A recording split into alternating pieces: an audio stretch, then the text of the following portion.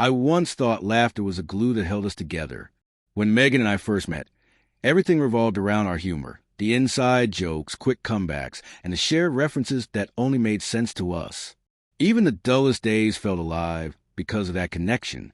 I never imagined that same laughter would someday become the thing that broke us apart. It happened on a Friday night at a friend's birthday party. The place pulsed with energy, music, chatter, laughter, clinking glasses, the smell of barbecue blending with beer and perfume.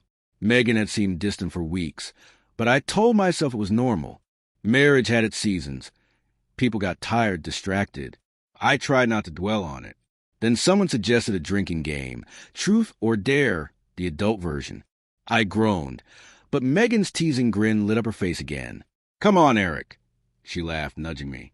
"Don't be such a grandpa." I gave in, figuring one round wouldn't hurt. At first, it was harmless fun. Someone sang terribly off-key. Someone else texted an ex. The room filled with laughter. Then it was Megan's turn. Her friend Jenna grinned, mischievously. "I dare you to kiss someone other than your husband. Just a quick one." The room erupted. Gasps, laughter, curiosity. I expected Megan to brush it off, crack a joke, and move on. But instead, she looked at me, half daring, half amused. "It's just a dare," she murmured, almost as if trying to convince herself. Before I could say a word, she turned and kissed our friend Mark. It lasted barely 2 seconds, but something in me splintered. The room howled with laughter. Someone cheered, "Wow, bold move." And Megan laughed too loud, too free. That laugh hit harder than the kiss itself. I didn't react. I smiled, even chuckled, because that's what you're supposed to do when you're blindsided. Pretend you're fine. Inside, though, everything shifted. The rest of the night blurred. I stood among friends, nodding along, but I wasn't really there. Megan carried on as though nothing had happened.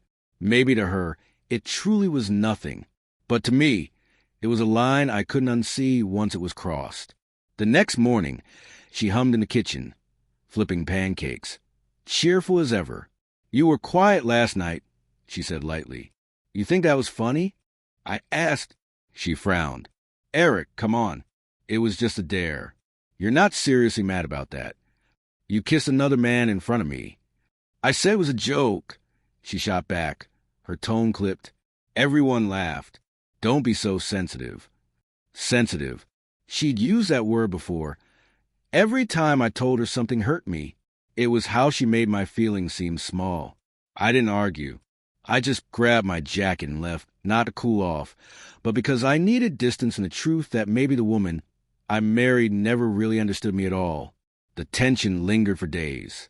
She assumed I'd eventually move past it, that it would become just another argument we'd laugh about later. But I couldn't shake it. The humiliation. The sound of her laughter mingling with everyone else's. It wasn't the kiss that stayed with me. It was the indifference. A week later, I came home early and heard her laughing on the phone. That same laugh. I didn't mean to eavesdrop, but then I heard her say, "He's still being weird about that dare. You'd think I cheated or something. He's so dramatic."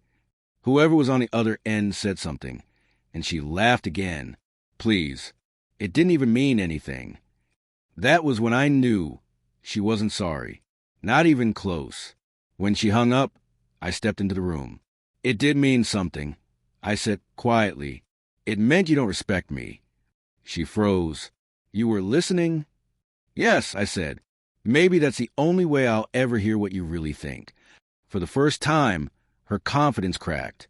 But it didn't matter. I wasn't angry anymore.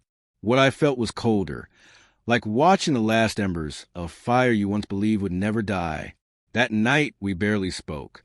She stayed in the bedroom, scrolling through her phone. I sat in the living room, staring at my reflection in the dark window. I didn't recognize the man staring back. He looked smaller, quieter, like someone who finally realized that the laughter that once united us had slowly undone us. I sat there, tried to understand what it meant to be laughed at by the person you love most. I thought of every time I had defended her, every moment I brushed off just to keep the peace. The late replies, the nights out with friends, the jokes at my expense that I convinced myself were harmless. I believed love meant patience. But somewhere along the way, patience became silence, and silence became surrender. 2 days later, she walked in holding her phone. "Are you really going to stay upset about this forever?"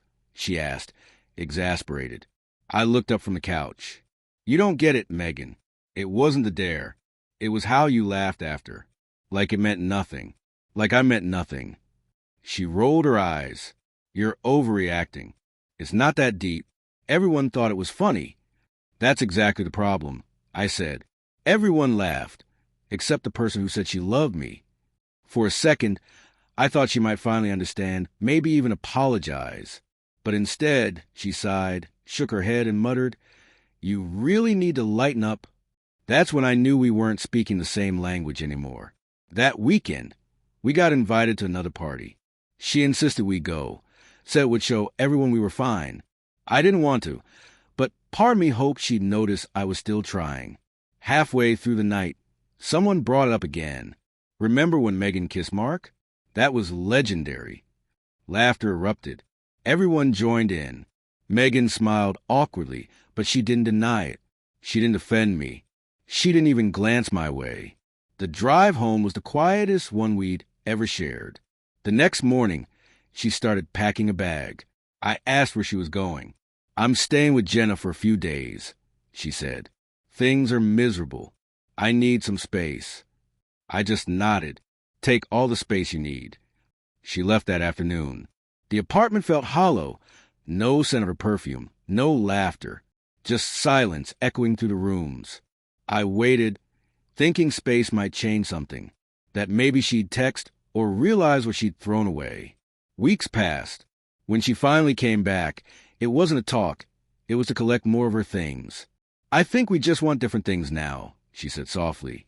I smiled, not because it made me happy, but because I knew it was finally over. "Yeah," I said, "I want a partner. You want an audience." She froze for a moment, eyes softening as if I'd said something she hadn't expected. Then she looked away. That was the last time we stood in the same room. Months later, I heard she was with someone new, Mark, the same man from that night. I didn't feel angry, just strangely at peace. Friends said I dodged a bullet. Maybe they were right. But it didn't feel like victory. More like standing in the ruins of something I'd built with my own hands, wondering how one laugh could destroy it all. Sometimes I still think about that night, how something so small could reveal something so enormous. It wasn't the kiss. It wasn't even the dare. It was what it exposed.